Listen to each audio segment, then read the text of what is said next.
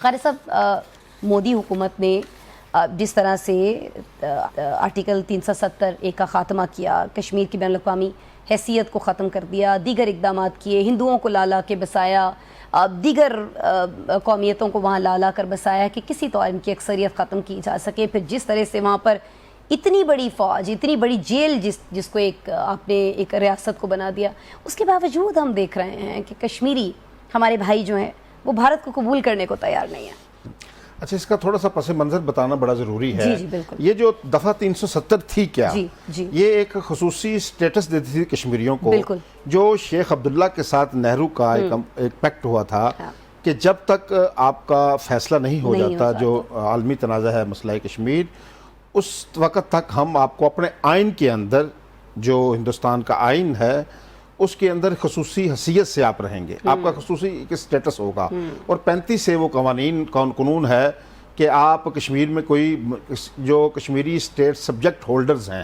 جو ان کا ڈومیسائل ہے وہ صرف کشمیری ہوں گے، ہاں وہ کسی اور کو نہیں مل سکتا۔ ہم نے آج تک وہ قانون آزاد کشمیر کے اندر برقرار ہے، کوئی پاکستانی وہاں جا کر کوئی نوکری نہیں لے سکتا، وہاں جا کر زمین نہیں خرید سکتا۔ تو یہ وہ 35 سے کا قانون تھا شہریت سے متعلقہ۔ اب 370 کا جو وعدہ کیا گیا تھا کشمیریوں سے شیخ عبداللہ کی صورت میں کہ ہم آپ کے خصوصی سٹیٹس کو نہیں چھیڑیں گے،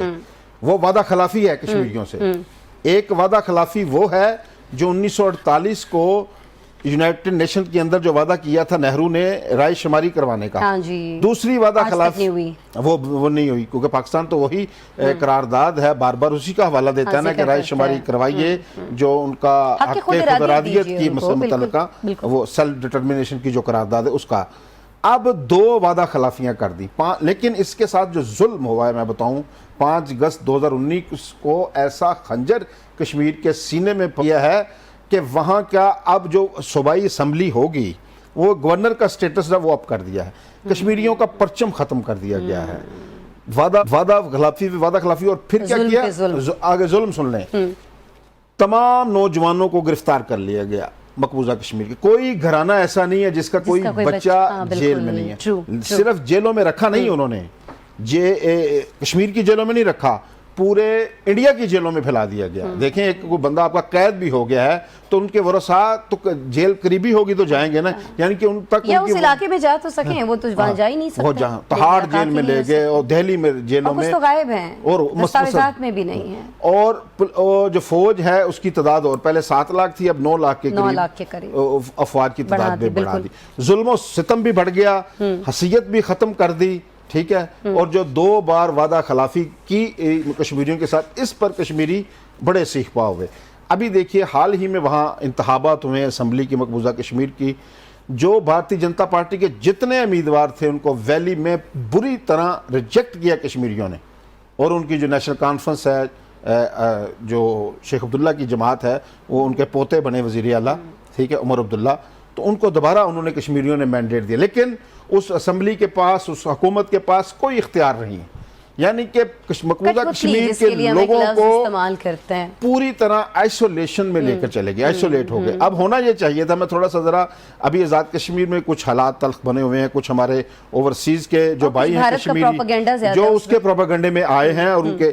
اب 5 اگست 2019 کو جہاں ایک سارا پرچم ختم کر دیا گیا، آپ کی حیثیت بالکل ختم کر دے گی، باہر سے انڈیا سے لا کر ہندو وہاں بسا دیے گئے، ساری ڈیموگرافی وہ سارا کچھ تبدیل کر دیا گیا۔ اب احتجاج تو ان کے خلاف کرنا جو غاصب ہے، جس ملک نے آپ کو اتنی آزادی دی۔ مجھے یہ بتائیے آسمہ صاحبہ کہ یہ جو آزاد کشمیر کے لوگ ہیں یہ باہر کیوں ہیں اتنے زیادہ، لندن میں، برطانیہ میں، مقبوضہ کشمیر کے کیوں لوگ نہ وہ پاسپورٹ ہی نہیں دیتا؟ یہ جو آج آپ اوورسیز کی اتنی بڑی سٹرینتھ بنی ہے، یہ بھی ریاست پاکستان کی فراخ دلی کی وجہ سے آپ اپنے بال بچوں کا پیٹ پا رہے ہیں، اور وہاں آپ نمایاں آپ کہیں بھی جا سکتے اسمبلی میں چلے گئے، پاکستان سے باہر آپ جہاں چاہیں پوری دنیا میں آپ ٹریول کر سکتے ہیں، آپ ریاست پاکستان کے اندر آ جائیں، کوئی پابندی نہیں، ادھر بھی ووٹ ڈالیں ادھر بھی ڈالیں، ڈبل ووٹ کا حق آزاد ہے۔ کشمیر کے کتنے لوگ ہیں جو ہمارے گلی محلوں میں ہمارے ساتھ بستے ہیں، یہاں آتے ہیں، یہاں کاروبار ہے، فوج کے اندر دیکھیے، بھارت میں ایسا کچھ ہو ہی نہیں سکتا، تصور بھی نہیں، لیکن سر ابھی فوج میں کشمیریوں کا وہاں 1% سے بھی، اور ہمارے پاس 1 لاکھ سے زائد ہمارے پاس ابھی دیکھیے کور کمانڈر گجرانوالہ کون ہے، پیچھے 10 کور کے ابھی تبدیل ہوئے ہیں، وہ کشمیری تھے، ڈی جی ایم آئی کون ہے، مثلا 10-12 بڑی پوسٹیں فارمیشن کی، ہمارے کمانڈر، کشمیری بھائیوں کے پاس ہے۔ وزیر اعظم پاکستان کون ہے، وزیر اعظم کشمیری نجات، نائب وزیر اعظم کون ہے، وزیر دفاع کون ہے، سپیکر قومی اسمبلی کون ہے، جو بات ہمارے پنجاب میں کون وزیر اعلیٰ ہیں جی کشمیری، جو بات سید علی گیلانی نے جو بات کی تھی، اس نعرے کو کشمیریوں نے اس دفعہ پھر غور سے سننا ہے۔ ہم ہیں پاکستانی، پاکستان ہمارا ہے، یعنی کہ پاکستان ہی کشمیریوں کا ہے، تو ہمیں اس میں جو قابض فوج ہے، جس نے ظلم کیا، جس نے قتل عام کیا، عصمت دری کی خواتین کی، ہاف ویڈوز کی تعداد بی بی سی کی سٹوری ہے، وہ کتنی ہزاروں میں ہیں خواتین جن کو پتہ نہیں ان کے خاوند مر گئے ہیں یا زندہ ہیں، استعمال جس طرح سے وہاں 10 اور 14 سال کے بچوں پہ، جن کی 10 سے 14 سال کے بچوں چہرے خراب کیے گئے، پیلٹ گنز کے ساتھ بنائی چھین لی گئی۔ یہ ساری سچویشن جو آپ نے بیان کی ہے، ایک بار پھر سے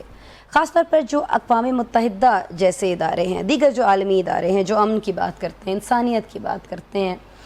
ان کی ساکھ پر سوال نہیں کھڑے ہو گئے، کیونکہ جب ہم دیکھتے ہیں کہ مشرقی تیمور کا مسئلہ کھڑا ہوتا ہے، چند برسوں میں وہ حل ہو جاتا ہے،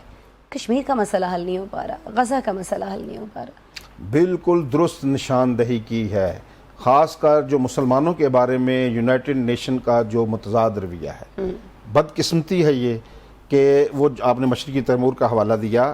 جنوبی سوڈان کا بھی حوالہ دے دیجئے، جی جہاں جہاں مثلا جو غیر مسلم ہیں ان کو تو آپ حقوق، حق خود ارادیت دے رہے ہیں، جہاں بیچارے مسلم بستے ہیں، یعنی کہ ان کا گناہ یہ ہے کہ الائے کلمت اللہ، یہ لا الہ الا اللہ محمد رسول اللہ کہنے والے لوگ، ان کا جرم یہ بن گیا ہے۔ یہ دنیا کی دو رخی ہے، اور کشمیریوں کو اس حوالے سے جگانا ہے، جو اصل ہمارا مشن ہے نا، جو ہم نے ریاست کی تکمیل کرنی ہے نا، وہ کیسے کرنی ہے، ہم نے مقبوضہ کشمیر کو بھی آزاد کشمیر کے ساتھ جوڑنا ہے، پھر فیصلہ کرنا ہے نا ہم نے کدھر جانا ہے۔ پاکستانی آئین نے بھی ایک اپنا رکھی ہے کہ جب تک پورا ریاست آزاد نہیں ہوگی تو اس کے بعد ہم کشمیریوں کے لیے یہ ہم انڈرسٹینڈنگ کریں گے کیسے ہم نے رہنا ہے، یعنی کہ ان کے پاس بڑے حقوق ہیں، ہم نے پہلے پوری ریاست کی جدوجہد کرنی۔ یہ جو